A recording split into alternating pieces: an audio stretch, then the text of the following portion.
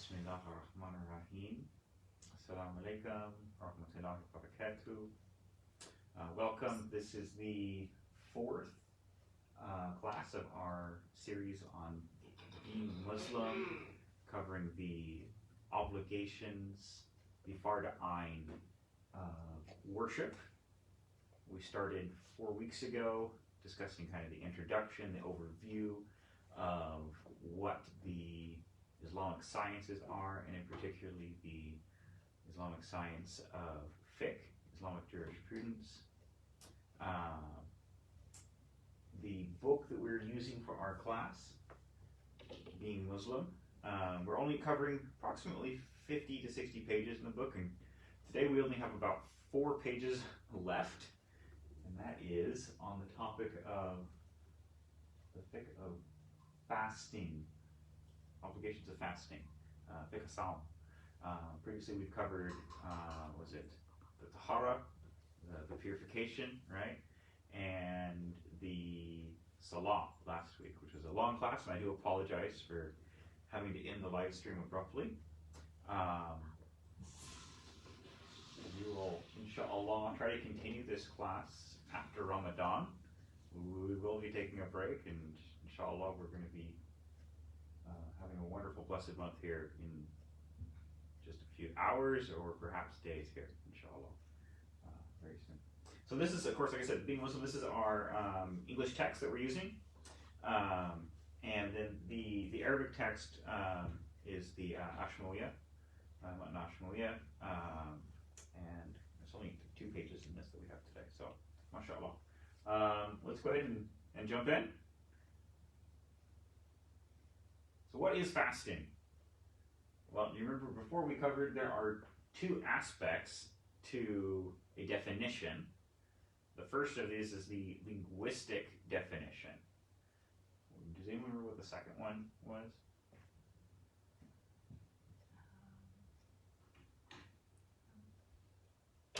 Yeah, okay, the second one, we'll get to it in a second, it's the Shar'i definition, that's the legal definition.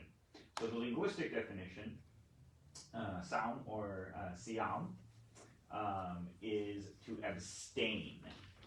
So when we are discussing this from the linguistic, grammatical point of view, it is the abstaining from something. And this is best highlighted in the Ayat al-Quran in Surah Maryam, where we have the mother of Prophet Isa, right? Peace be upon him, who is well known for her chastity, her reverence, her devotion, her prayers, and one of the things that she was very well known for doing was for abstaining, and this, according to the scholars of Tafsir, is not just in terms of fasting. It's in terms of speech, it's in terms of avoiding contact with people. She would be in, something that we'll talk about later is called itikaf, basically. It's a state of seclusion where she was on her own. So this is what's being described here in the word Sawm in this Ayat al-Quran. The other one that we will know is, of course, in Surah Al-Baqarah, the passage there that is the legislation for the month of Ramadan. And we'll actually read this whole passage later today. But the word there used is Siyam. And that one is more specific towards the fasting in terms of not eating and drinking. And we'll look here right now actually at the full Shar'i definition. And that is, fasting is abstaining from the 2 desires, that being the desires of the stomach and desires of the private parts, and of things additionally resembling them from the break of dawn to sunset with an intention. It was a little bit long, but this is the legal definition for what fasting is, and applying specifically to the month of Ramadan, but this also applies, of course, to individual fasts. We know, of course, the famous ones being the Monday, the Thursday fasts, right? Those are the Sunnah ones that the Prophet did. Can anyone tell me why we fast on Mondays and Thursdays? What the Prophet gave us the reasons for those?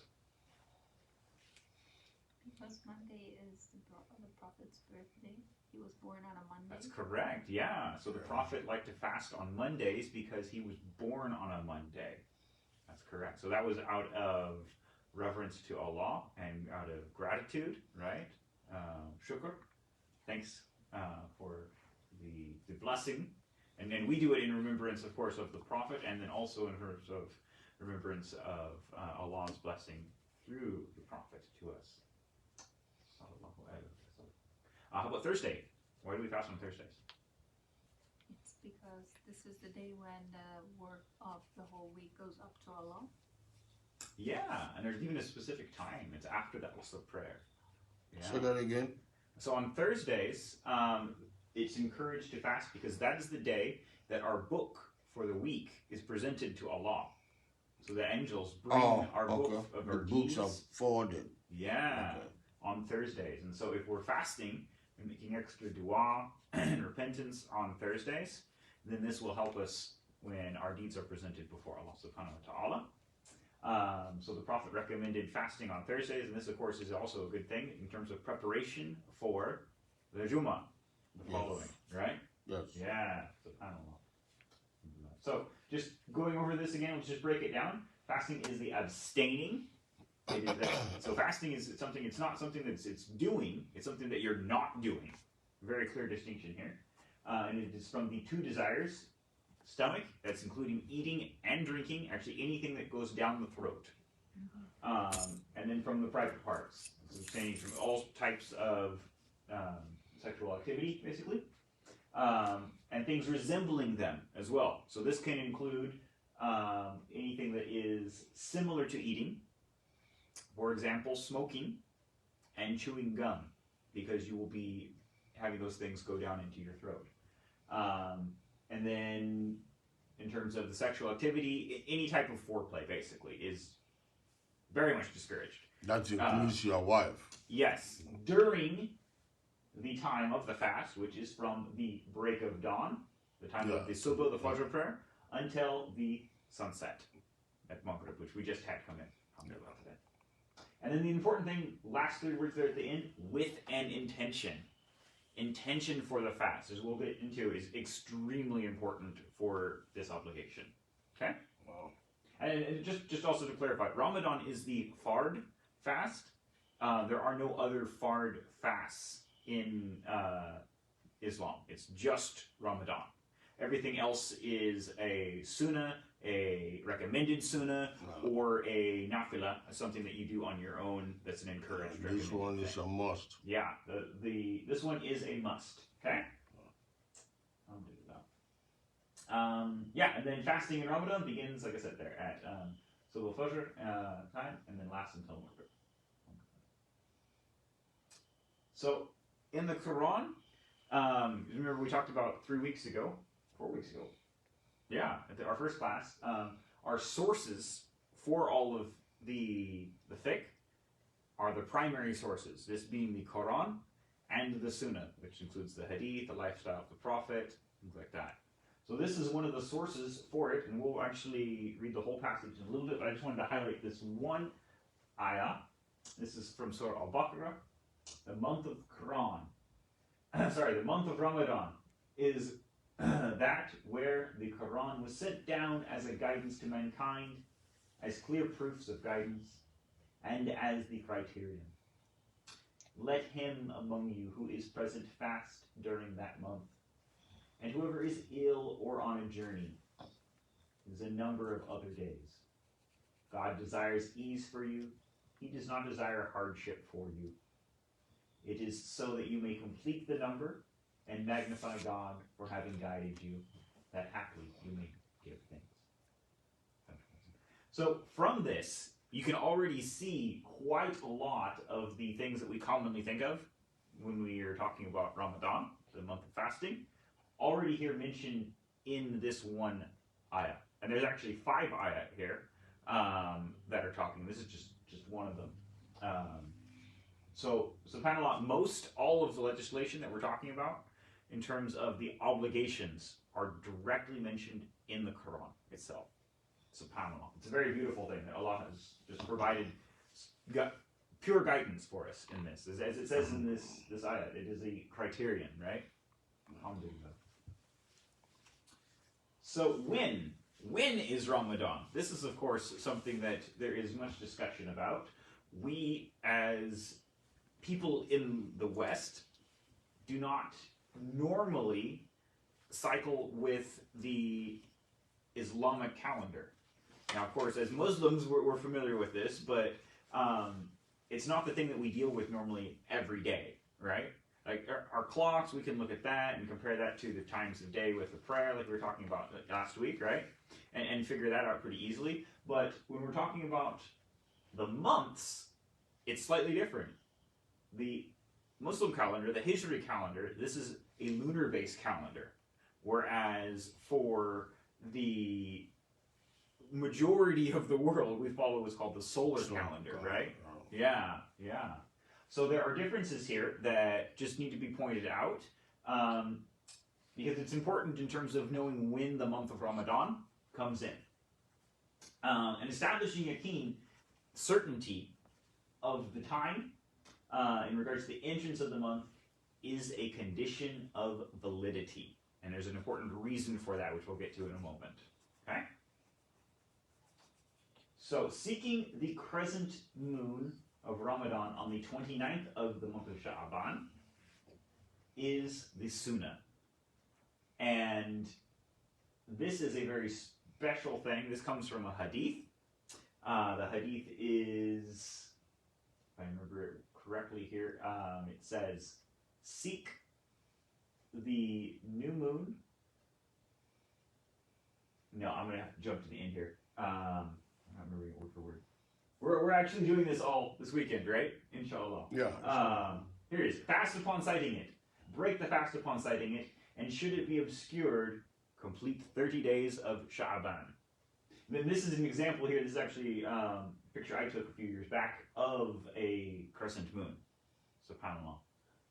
Very beautiful and wonderful occurrence. And Saturday, InshaAllah, which is actually going to be the 30th, we'll talk about that here in a moment, is when we're going to go and try to sight it, InshaAllah.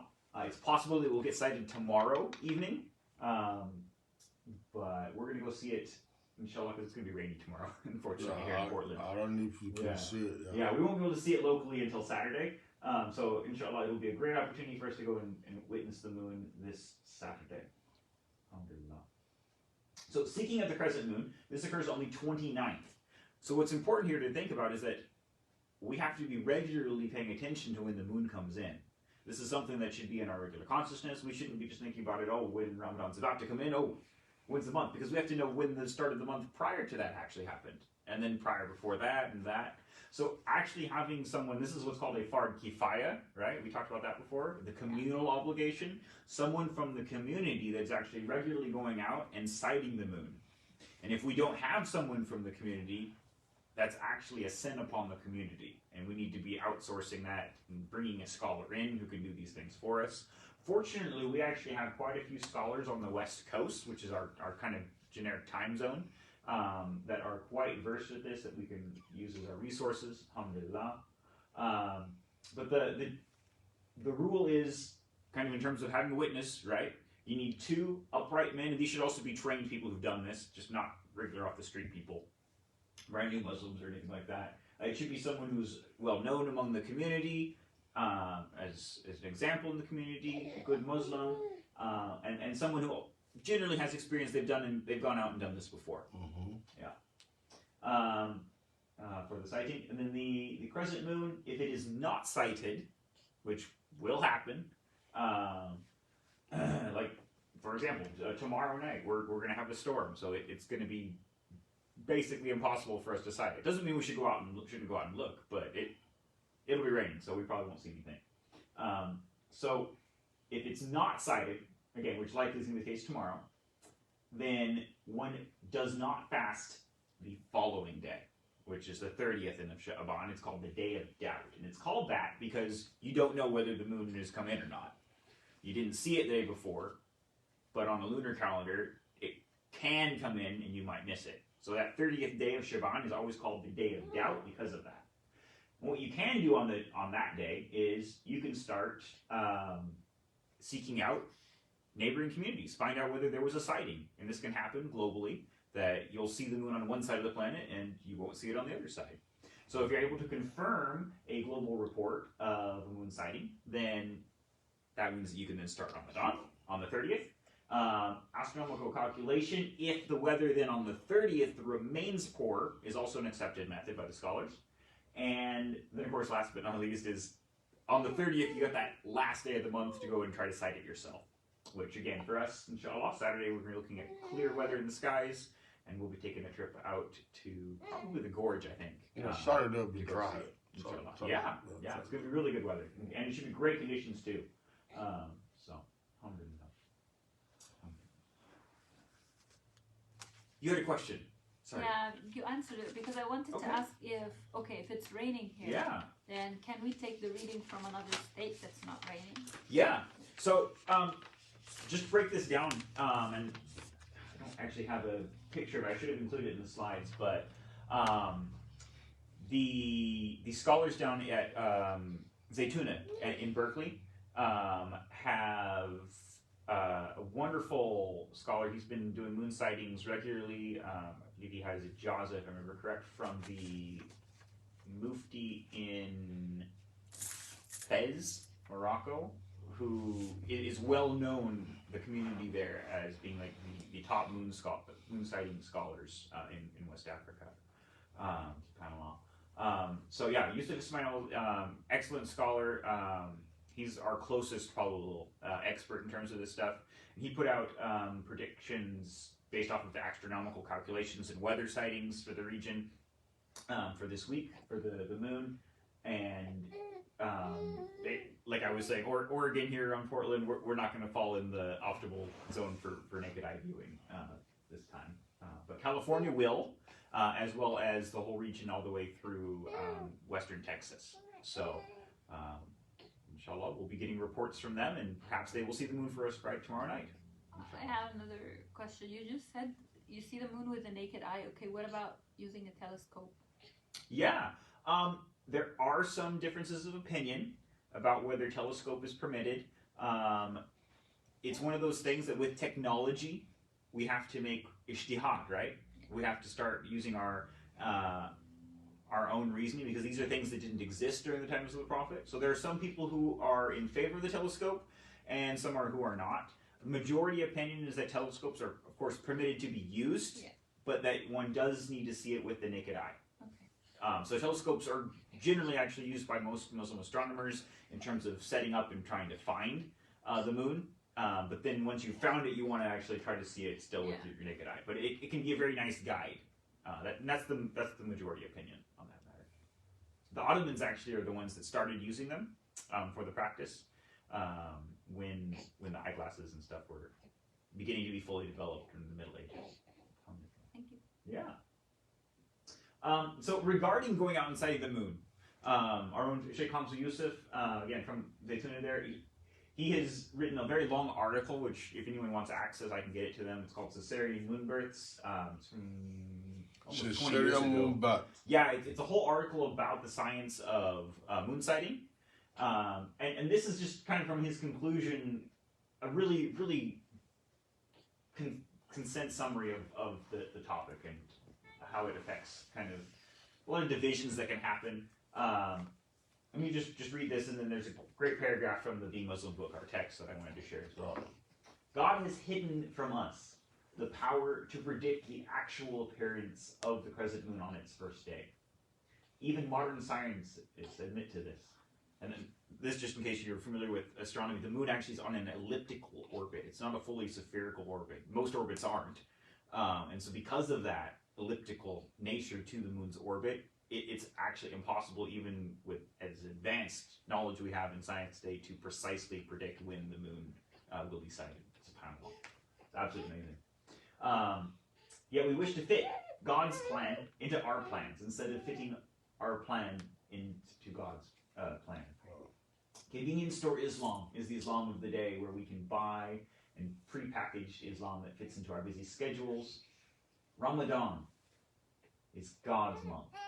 It's a time for slowing down, reflecting, looking at our lives and questioning ourselves. Are we in harmony with God's creation? Are we bypassing signs right before our eyes? God has veiled Ramadan's greatest night from us. Reference there, of course, to Laylatul Qadr, right? And if he chooses to ask us to inconvenience ourselves just a little bit for his sake, to seek out Ramadan's onset, then praise be to God. I find it altogether odd that the month that is meant to teach us patience and is called the month of patience is no longer patiently waited for by eager Muslims to see what God has in store for them tonight or perhaps tomorrow night. So subhanAllah, just some thoughts to think about. The whole topic of moon sighting can honestly be quite technical and troublesome, and the main thing is we don't want to cause much fitna, right? Division, disunity with it. And the Arabic Muslim text actually has a really great sentence about this. It says, what's important is to avoid entering into technical discussions and disputes and focus rather on gifts that are forthcoming from the experience of fasting. And that's actually ultimately what Sheikh Hamza is trying to point out in his entire paper, just to summarize it, is that this is a phenomenological event. The entire month. It's not something that we plan. This is the beauty of how Ramadan even cycles in a lunar calendar throughout the year. When I first became Muslim, it's half a decade ago, but now, Ramadan was in the summer. It was in the longest days of the year here, right? And now it's moved into the middle of the spring. It's much more relaxing and easier for us to do our fast. They're not nearly as long. In a few more years, it'll be in the winter. And they'll be very short, very easy fast days. But then again, in 30, 40 years from now, it'll be back in the summer. And this is just the beauty of it. It's a phenomenological event. We can't plan it. Allah is the one who plans it. So let's just be patient and enjoy. And of course, all of our community is gratefully awaiting it, and we will be making an announcement as soon as it comes. InshaAllah. InshaAllah. So conditions for fasting the month of Ramadan. We've discussed this term, of course, a couple times. The term being a mukhalaf. And I, of course, broke it down just to remind everyone. Being a mukhalaf means that one is of sound mind. One has reached the age of puberty and has received the word of Islam, the dawah, right? And then that, of course, is followed by being a Muslim. And the distinction here is that, of course, fasting is obligatory on everyone, Muslim or non-Muslim. But it's only a valid fast if you're Muslim.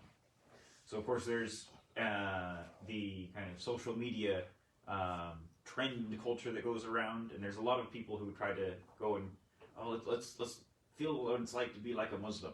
So they go and they fast for a few days. This is a good thing, and it should be encouraged. But those non-Muslims who are fasting, because they are not meeting the condition of actually being a Muslim, their fast is not valid. So just something to be aware of. Entrance of the time of the fasting, this is what we were just covering, both the entrance of the time itself for the month itself and the time of the fasting during the days. There's two elements to it. The time, of course, is related to what we talked about last week for when the prayers come in, because that's our signifier, the Subh Fajr prayer and then the Maghrib prayer. It's the between time there that's our fast. And then, of course, what we just talked about in terms of calculations for the times of the month, right? Capability to fast is also very important. As we actually saw in the ayat of Surah Al-Baqarah, we were just reading, that there's a condition mentioned right there for those who are ill, right? Those who are ill and those who are traveling, the establishing residency aspect. If you are one who is sojourning, who is on a travel or things like that, then there is an exemption for you in terms of the fasting. We'll cover that actually in a minute. Being free from menses and postnatal bleeding. This is a condition that relates primarily to women, of course, but is also one where there is conditions and exemptions. Okay?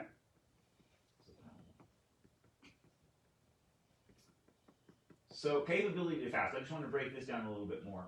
But before breaking a fast during Ramadan, it's strongly advised, and all of my teachers have said this, and I think as a community we always make sure to mention this as well, but it is strongly advised that you always consult with a reliable mufti, a scholar on this topic, because breaking your fast is stepping away from an obligation. So if you don't meet all of those conditions, your stepping away is incurring a sin upon yourself. So regardless of what your capacity is, making sure that your capacity still fits within the binds of Islam is an important thing. And there are many great things that happen in modern society. We have wonderful medicine. We have wonderful mental health counselors. However, many of these are not trained muftis.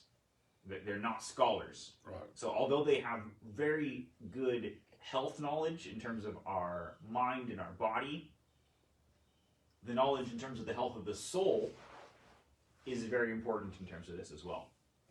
Yes? Okay, what if a woman is pregnant or breastfeeding and her doctor told her not to fast? Yeah. So we Does she still have we're to going to ask, actually mention that right now. does she still have to ask a mufti? Yeah, I would be wrong not to say so. So yes, she should still talk to a mufti. And we have a mufti here in Portland, at least one, maybe more. Alhamdulillah. There's of course many others that can be reached if needed. But yeah, so breaking the fast with expiation. This is the point, that if you are breaking the fast, that fast is still required upon you. So there has to be a way that you expiate for it. So knowing the correct procedures for these things is one of the other reasons why involving a scholar in this is very important. So breaking the fast with expiation of feeding is permissible for pregnant women. So yeah, there's your answer right there. Pregnant women, yes, they are able to break the fast if they are pregnant. And there is an expiation that they'll have to do. They still owe that fast. Okay. Breastfeeding women as well, if they're unable to hire a wet nurse, then they can break their fast, and again, they would fall into the needing to expiate category. Okay? And then the elderly and the weak, same thing. And weak can refer to weak in terms of just body, regardless of health condition, mental, physical, whatever. All of these, again, they are able to break their fast. Expiation, though, is still required. Okay? Important to note, children and those without a sound mind are not obligated to fast, nor is their fast considered valid. So for young children, I know it's a very good thing to try to encourage them to fast, but if they've not yet reached puberty, their fasting is not valid anyway, even if they are fasting. So it's better to not fast. Yeah, I mean, you can try to slowly coax them into a little bit, but it's not something we should be forcing upon our children. Definitely not encouraged. Okay.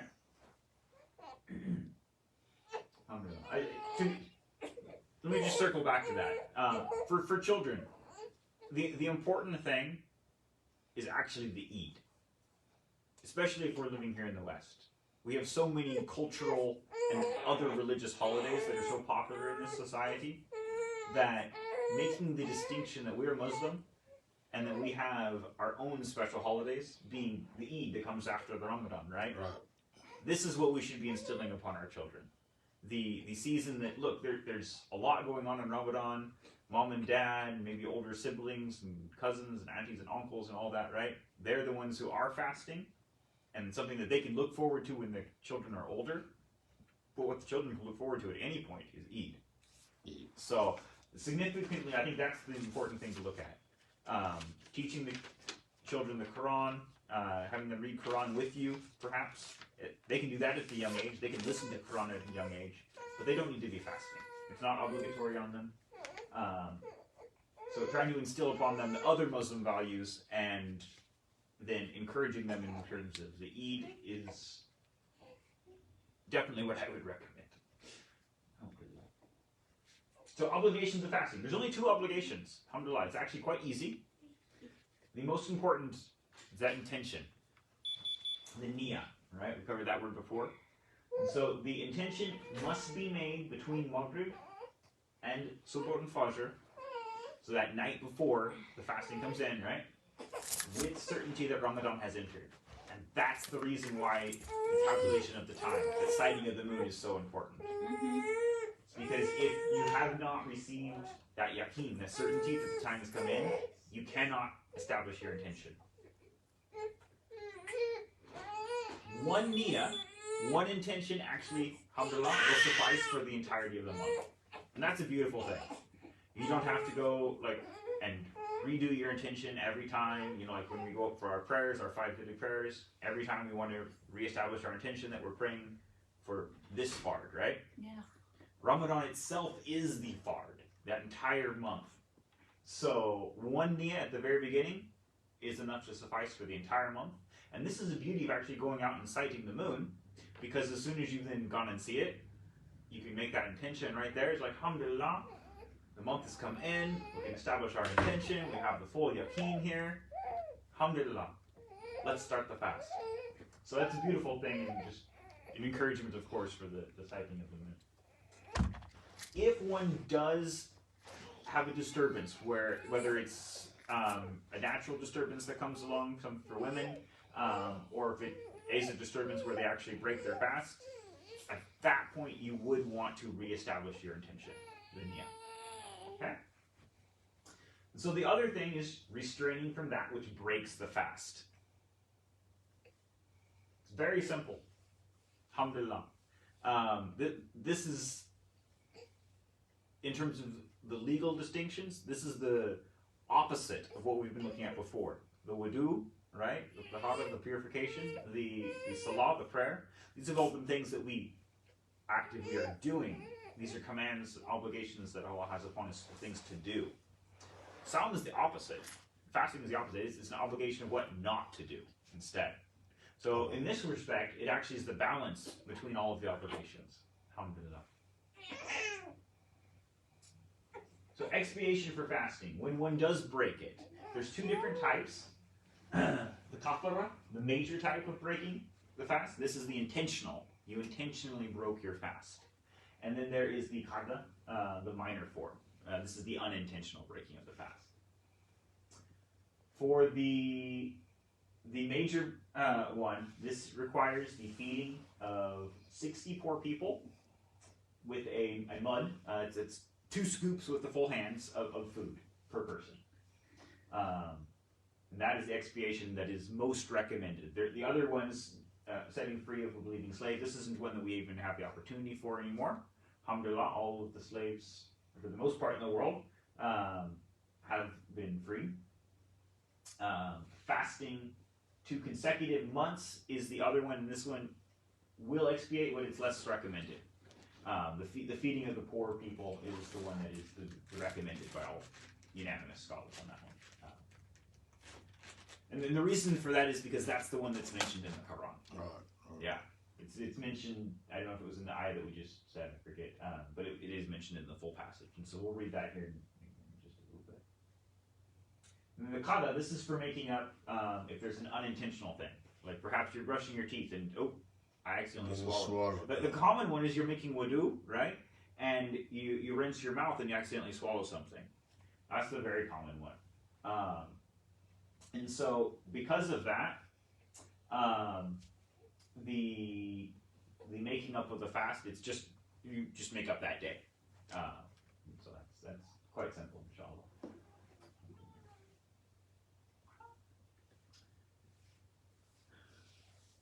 Sunnahs of fasting. I wanted to include this. I know we're focusing on the obligations, but these are some good things to have as well in our mind as we're going into the month of Ramadan. Abstaining from unnecessary use of speech. This is kind of referring to the definition of Saum from Surah Maryam, right? Where she avoided not just the food and was known for her chastity, avoiding the opposite gender, right? The opposite sex, the sexual encounters. But she was also known for abstaining from speech.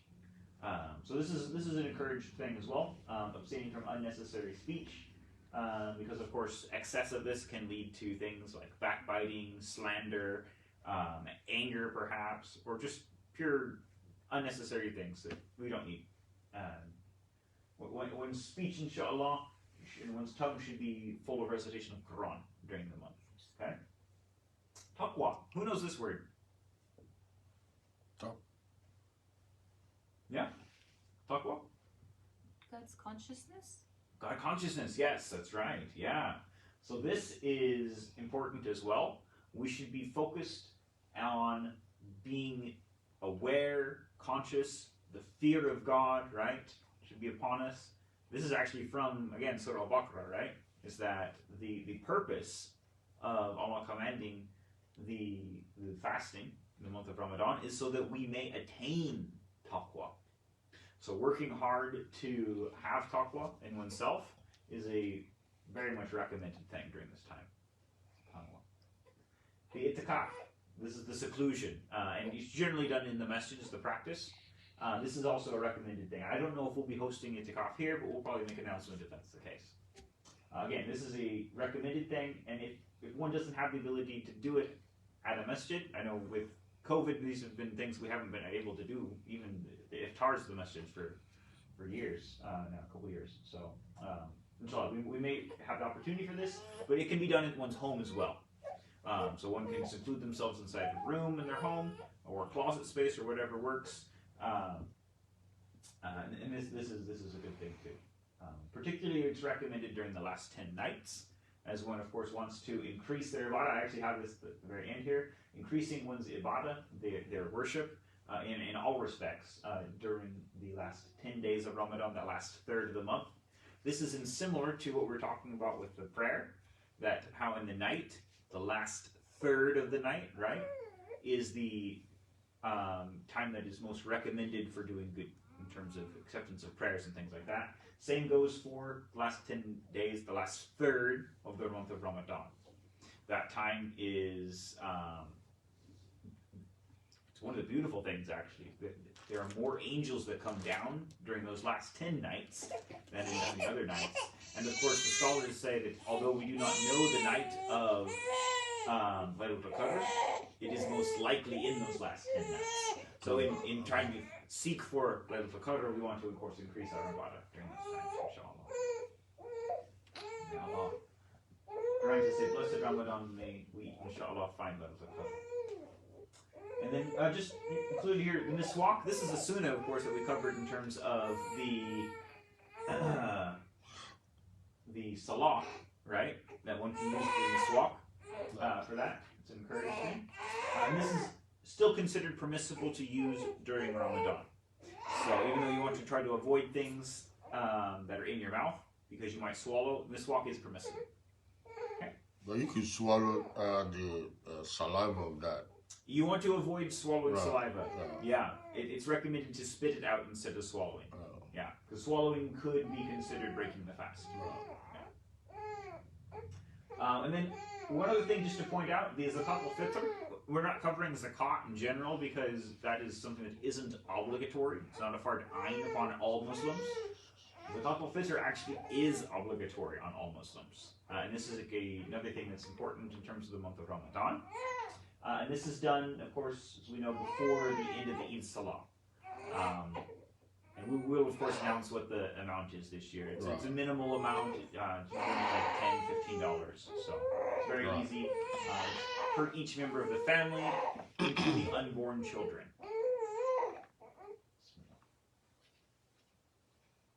Fasting outside of Ramadan. So, of course, the fard is to fast in Ramadan, but it's a good thing, again, outside. There are only 4 days of the year where it is haram to fast, and that is on the Eids. So Eid al-Fitr, the one after Ramadan, is 1 day, and then the big Eid, Eid al-Adha, right? That one is 3 days. So those 4 days are the only days of the year where it is haram to fast. Other days that are encouraged, we recommend, it's recommended, of course, it's a recommended sunnah. So this is something that the Prophet, he always tried to do. And this is the fasting of the 10 days of Dhul Hijjah. The first 10 days. The first 10 days of the month of Muharram. 10 days during the month of Rajab. And 10 days during the month of Sha'aban.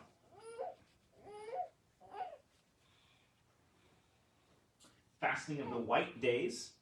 This is the middle of the month when the moon is at its brightest. That's why it's called the white days. This is encouraged as well as Mondays and Thursdays. We talked about Mondays and Thursdays. White days are the 13th, 14th, and 15th on the lunar calendar of each month. And then fasting 6 days min Shawwal. And this is a linguistic thing of which scholars have differences of opinion on how to interpret. One can fast 6 days during the month of Shawwal in the Shafi, and I think most of the scholars, most of the madhabs have that opinion that it's to include the month of Shawwal. In the Maliki madhab, the one that our books here are from the school of, Min Shawwal was interpreted by Imam Malik. Min Shawwal was interpreted by Imam Malik to mean from Shawwal until the next Ramadan. So it's just actually 6 days throughout the rest of the year. And the purpose for that was he was just taking a different definition of what min meant, plus he wanted to make sure that the Muslims distinguished this fast from the hadith there, from the month of Ramadan, and not to include it in Ramadan. In other words, just make sure that you don't fast on Ramadan. Sorry, on Eid. On Eid. Yeah, that was the main reason that Imam Malik had for it. Was he was concerned that Muslims would include those 6 days in the months of in the days of Ramadan, and thus be fasting on Eid al-Fitr, which was haram. So sincerity in fasting is what we always end with here. Ramadan is the month of the Quran, right? This is the month that the Quran was first revealed, and it was the month, of course, that every year of the 23 years of the revelation, the Prophet Jibreel, he would come down and he would review the Quran, all of the Quran that had been revealed up to that point, with the Prophet, subhanAllah. And then, of course, this was done multiple times during his last year. So Ramadan is an important month for the Quran. This is why we have the establishment of the Taraweeh prayers that we do. And alhamdulillah, we'll be having those as soon as the moon is sighted here. Alhamdulillah. So it is recommended during Ramadan to spend as much time with Allah's book as possible. Whether that is simply reading it in translation, listening to it through recitation, or contemplating and perhaps picking up a book of tafsir to study and learn it even better. InshaAllah. It's also recommended to avoid delaying iftar and having a long suhoor. So iftar, that's of course the breaking of the fast, and the suhoor, that's the last meal that you have before the Fajr prayer comes in. Who can think about why it would be recommended to avoid delaying and elongating the suhoor? Is that apparent as to why? No, I don't know. So, yeah. We should listen to God, like in the time that He gave us to break the fast, and we should break the fast once the time comes in. Then why delay? Yeah, exactly. It's to have consistency on the times of the fast, and it's also a mercy for us, to be honest. The longer you have of the suhoor, then the more tired you will end up generally being during the day, and then of course the delaying of the iftar elongates your fast, so you're actually fasting longer than the time that was allotted for you, that was prescribed, and this is of course something that can be damaging upon the body. So there are benefits for this, and the main thing is, of course, from the Ayat al-Quran we were just reading, that Allah wants to grant us ease and make this easy, simple for us. Should be something that everyone is capable of doing, inshallah. Overeating at iftar. This is something that's also discouraged. And we often have big celebrations, iftars that go all night long, lots of friends on the weekends coming over to eat food, and samosas after samosas, right? This is a very good thing for community, right? Engagement in the sukhbah, bringing people together. We need to also encourage goodness and not overdo it. So I think it's going to be good. I think the plan for MCCP is that we're having iftars, inshallah, once or maybe twice a week on the weekends only. And this is actually partly leading to this, not over-encouraging the food consumption. Avoiding arguments and disagreements. Things that can distract you or lead to breaking of one's fast. And with this, I just want to talk about the excessive use that we have today and often in this society in terms of technology.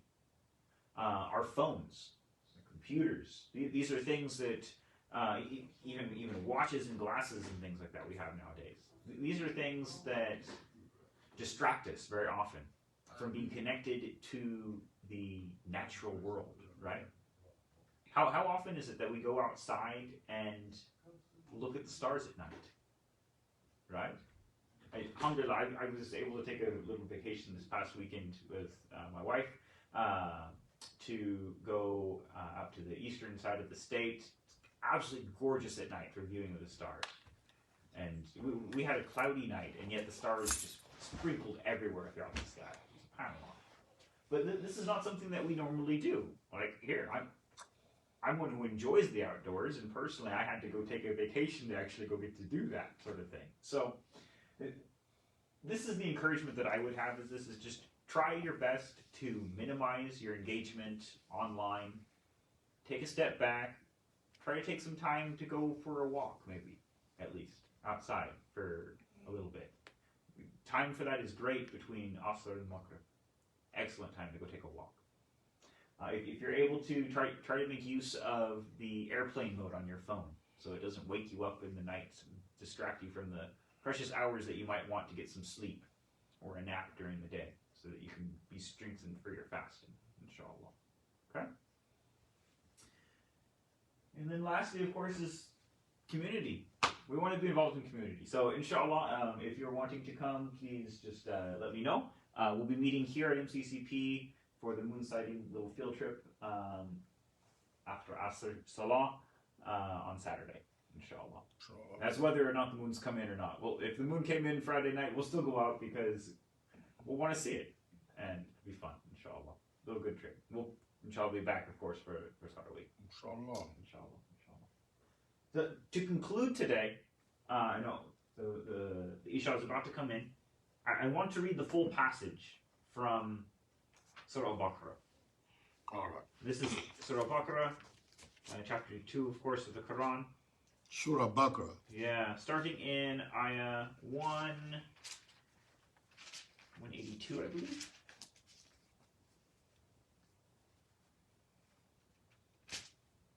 Yep, 180.